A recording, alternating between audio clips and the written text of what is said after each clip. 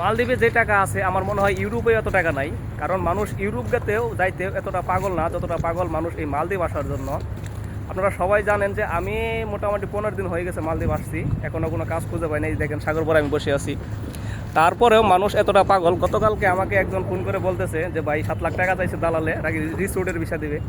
আমি আর দেরি না করে তাৎক্ষণিক তাকে বলে দিয়েছি যে ভাই তাড়াতাড়ি এসে পড়েন, মালদ্বীপের টাকা কিন্তু শেষ হয়ে গেল।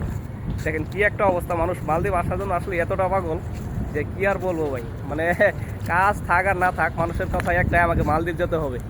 এই যে দেখেন মানুষ শুধু এই ভিউটা দেখার জন্যই মূলত মালদ্বীপ আসে। আসলে এর ভিতরে যে কী রয়েছে সেটা আসলে কেউ কল্পনা করে না। যদিও দেখেন আমি নিজে কিন্তু পুরাতন লোক, যদি দেশে গিয়েছিলাম ঘুরে আসলাম, আপনারা সবাই দেখছেন। মোটামুটি 15 দিন হয়ে গেলো, 12 দিন প্লাস হয়ে যাচ্ছে আজকে, এখনও পর্যন্ত কোনো কাজ খুঁজে পাই নাই। আর আমাকেই মানুষ ফোন দিয়ে বলে যে ভাই মালদ্বীপ আসতে যাচ্ছি, মালদ্বীপের ভিসা ম্যানেজ করে দেন, বা আসলে কেমন হবে, কাজ খুঁজে পাবো কিনা। তাহলে চিন্তা ভাবনা করেন আপনারাই যে আসলে আপনারা যদি এখন যারা আসতেছেন বা আসবেন তারা কতটুকু সফল হতে পারবেন এই মালদ্বীপে এসে। তাই দালালের খপ্পরে পরে কেউ বিভ্রান্তি হবেন না। ধন্যবাদ সবাইকে ভিডিওটি দেখার জন্য। যদি ভিডিওটি ভালো লাগে অবশ্যই শেয়ার করে দেবেন।